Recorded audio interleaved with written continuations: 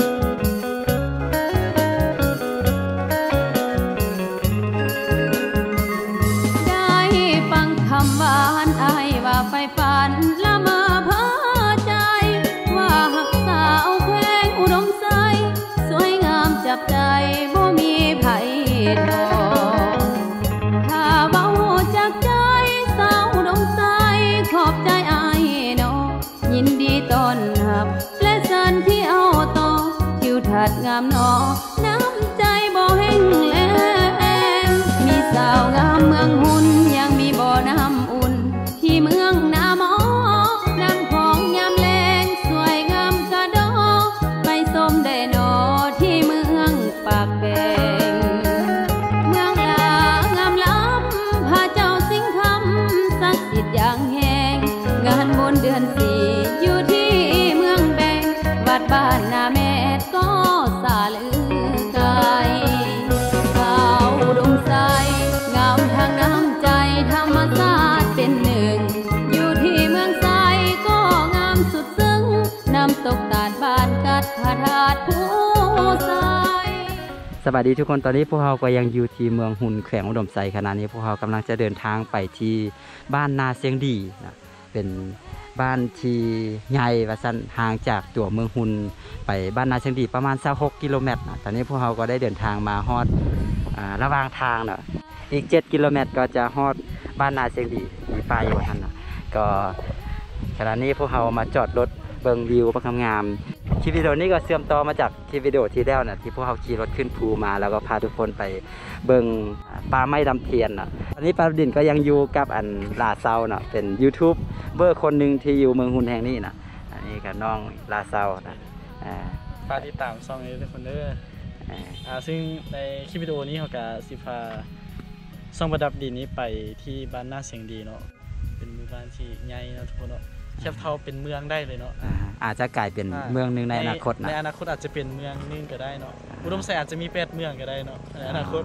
ตอนนี้อุดมไซของเรานี่มี7 เมืองมีเมืองอย่างใดพอฮู้ป่ะมีเมืองปากแบงเมืองหุ่นเมืองแบงนาหม้อเมืองล่าแล้วก็เมืองไซเมืองงาเราดูพอดีมีทั้งหมด7 เมืองนะทุกคนเนาะปัจจุบันนี้มี7 เมืองแต่ว่าวันที่เราจะไปนี่มันบ้านนาเสียงดีนะทุกคนเนาะก็ได้ยินคนลือซาอยู่ว่าจะเป็นเมืองอาจจะกลายเป็นตัวเมืองในอนาคตเนาะบ้านนาเชียงดีที่พวกเรากำลังจะเดินทางไปนี่คนที่อาศัยอยู่บ้านบริเวณนั้นส่วนใหญ่จะเป็นชนเผ่าอย่างไรส่วนใหญ่จะเป็นเผ่าไทยดำนะทุกคนเนาะไทยดำแต่ก็จะมีกระมุเลยใช่ว่าดับดินขอฝากอันช่อง YouTube ของน้องลาเซาเนาะก็เป็นยูทูบเบอร์อยู่ที่เมืองหุ่นแห่งนี้เพิ่นก็เฮ็ดคลิปวิดีโอเกี่ยวกับเพลงแล้วก็สถานที่ต่างๆอยู่ที่เมืองหุ่นแห่งนี้ก็ไปติดตามกันได้เนาะก็เดี๋ยวไปติดตามภาพบรรยากาศตามถนนหนทางไปพร้อมๆกับพวกเราเนาะวิวประคำงามเลยทุกคนเดี๋ยวพวกเราก็ต้องเดินทางข้ามอันนี้จะเป็นห้วยแล้วก็ขึ้นภูขึ้นไปแถวๆนี้เขาจะปลูกเป็นสาลีทั้งหมดเลยมีสาลีกับเป็นอย่างน้อยเนี่ยเท่าที่เห็นก็คือเป็นสาลีหมดเลยเนี่ยแล้วก็ยูโรมันก็มีนาคือดังที่หลายๆคนฮู้จักกันอยู่แล้วนะว่าทางเหนือของประเทศเราจะบ่มีพื้นที่เพียงฉะนั้นเราต้องใช้ภูผาที่มันเป็นภูเนินภูแบบนี้แหละในการปลูกฝังบ่อเลี้ยงสัตว์บ่ออย่างทำการผลิตต่างๆนะส่วนพื้นที่เพียงก็จะมีน้อยนะแถวๆนี้มีน้อยเขาจะก็เฮ็ดน้อย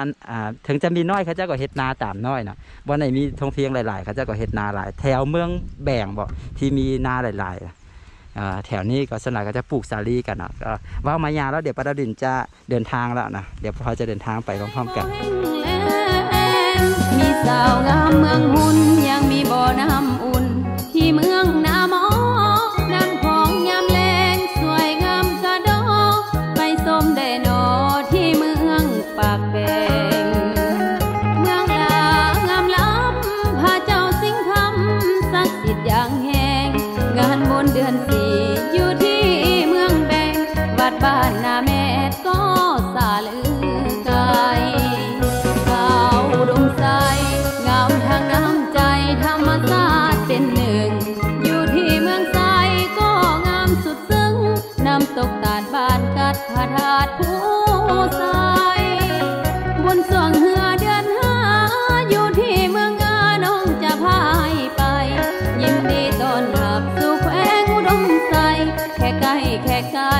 ผูกมิตรปองดองมาเที่ยวอุดมไซถ้าอายติดใจบ่อยากจากนี้อยากมาสร้างหักเป็นเคยแถวนี้วางอยู่เด้อคนดีหัวใจของน้องถ้าหากแค่นั้นน้องให้มาสู่ขอให้ถึงที่ถือของกับพระเจ้าสิงห์คำสัญญาฮักเฮาสองให้ฮักแต่น้องสาวอุดมไซ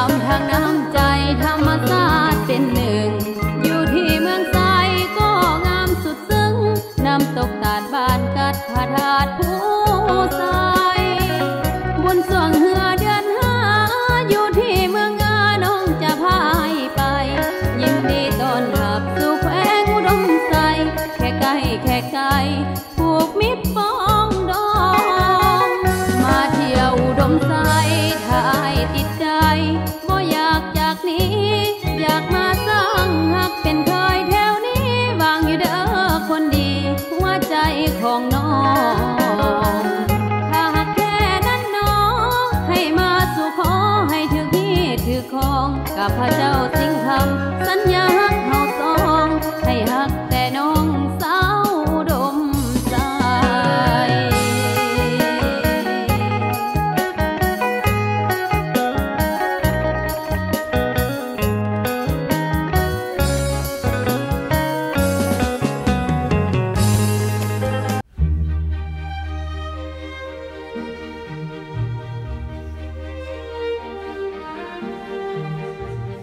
ส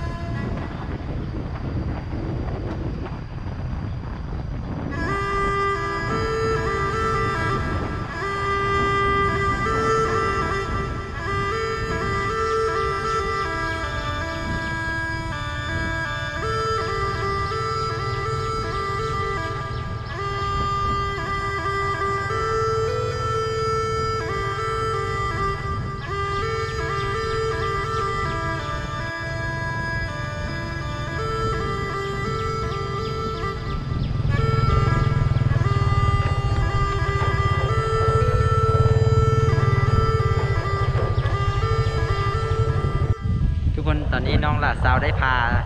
เขาขี่รถลอกขึ้นมาตามบ้านนาเชียงดีเนาะถือว่าเป็นบ้านที่ใหญ่แล้วก็เป็นบ้านที่น่าจะกลายเป็นตัวเมืองไวๆนี่แหละตามที่เบิ้งเนาะเป็นบ้านที่เขาว่าตัวเมืองน้อยนึงเลย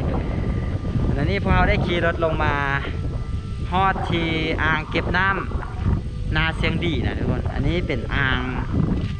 บ่ได้เป็นเขื่อนหรอกเป็นอ่างเก็บน้ำเขาเจ้าน่าจะเก็บน้ำไปเหตุการณ์ผลิตอย่างอยู่บนแถวบ้านนาเชียงดีนะเพราะว่าเขื่อนนี้มันจะอยู่ถึงบ้านนาเชียงดีนี่ขึ้นมาอีกน้อยนึงเนาะก็ดังที่หลายคนจะเห็นตามวิดีโอเนี่ยก็ขี่เลยบ้านนาเชียงดีขึ้นมาน้อยเดียวเนาะก็จะมาฮอดที่อ่างเก็บน้ำแห่งนี้เนาะก็น้องลาซาวเนาะได้พาพวกเราขี่รถมาเบิ่งก็เป็นสถานที่งามเลยทีเดียวอยู่บนนี้ท่านจะมีเป็นป่าไม้แล้วก็มีอากาศที่เย็นสบายมีลมพัดแห้งๆตามที่น้องหลาเซาบอกกับปาดาดินเนาะว่าแถวนั้นเขาจะมาไปกินข้าวปลาสิวะเขาเจ้ามาเคยมาตลอดปะเขาเจ้ามาอ๋อเสียผู้สาวเขาว่ามากินเหล้ากินข้าวปลาอ๋อมันจะมีทางเลียบไปตามห้างนะซันมันจะเป็นปลาไม่ใหญ่เป็นปลาแกที่อยู่ติดกับแคมป์น้ำแห่งนี้มันเป็นเขื่อนบ่แม่นเป็นเขื่อนเป็นอ่างเก็บน้ำนะเป็นอ่างเก็บน้ำเพื่อเอาไปเหตุการณ์ผลิตอย่างนี้เลยมันสามารถไปย่างได้ป่ะบ่มืนป่ะบ่มืนมันน่าจะมืนอยู่นะเห็นป่ะมันกับบ่ปันใดเขางามได้ทุกคนเนาะเด็กมันอยู่ท่ามกลางธรรมชาตินะอยากจะลองย่างดูบ่มืนอ่ะนึกว่าสิมืน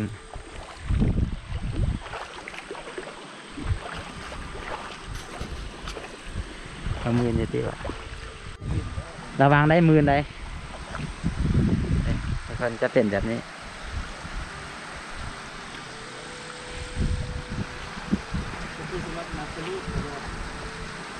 เขาเจ้าน่าจะเก็บน้ำไว้ใส่ยามเราดูแล้งเต้นเนาะประมาณนั้นแหละเนาะ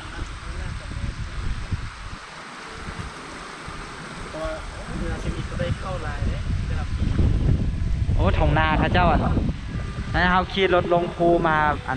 บริเวณที่เป็นบ้านนาเชียงดีเนาะจะเป็นทงเพียงเนาะเป็นทงเพียงแล้วก็มีบ้านปักง่ายแล้วก็มีทงนาปักกว้างถือว่าเป็นอูเข้าอูน้ำของเมืองฮุนเลยก็ว่าได้เส้นทางที่พวกเรามานี่ก็คือเป็นเส้นทางที่มาฮอดในแถวนี้นี่วะมันมีเห็นมีบ้านอย่างอยู่เชิงท่านอีกมันจะมีเส้นทางไปเทิงทางท่านเลยยังมีเส้นทางไปอ๋อมีเส้นทางไปต่อไปหาบ้านไม้นิดนิดอ๋อเส้นทางน่าจะสุดอยู่แถวๆนี่แหละบ้านไม้บ้านเพียงนี่อย่างพยาเห็นตามป้ายเนาะที่ตามเดียวเห็นตามเส้นทางป้ายแล้วทุกคนอากาศไปสุดน้ำถ้าเขาไปมันคือสิมันก็จะมีทางน้อยทางอยากจนไปซ่อนเพื่อนแหละเมืองงาเพื่อนแหละเป็นข้าเจ้าว่ามีเขาว่ามันไปฮอดเมืองงาได้ทุกคนซ่อนเมืองงาคนอาจจะไปแล้วก็อาจจะไปข้ามน้ำงาบริจังไหนเนาะแต่ว่าจะเป็นเส้นทางที่บ่ได้ดีมันบ่ได้เป็นเส้นทางระหว่างเมืองนะมันเป็นเส้นทางมาหาบ้านข้าเจ้าซื้อๆนะแต่ว่ามันก็สมัยนี้คือเส้นทางในประเทศลาวมันก็แบบซอดกันไปซอดกันมาหมดแล้วตอนนี้นะบางเส้นทางก็ดีแล้วบางเส้นทางก็ยังบดีเถื่อประมาณนั้นซื้อแต่ว่าเส้นทางเลยตอนนี้ระวางบ้านระวางเมืองนี้ไปซอดไปทางใดก็ได้ล่ะตอนนี้ก็จะประมาณนี้ทุกคนในที่สุดพวกเราก็ได้ขี่รถมาฮอดที่อ่างเก็บน้ำแถวนี้ปราดินก็ไม่ได้คิดว่าจะได้มาแต่ว่าน้องหลาเซาพา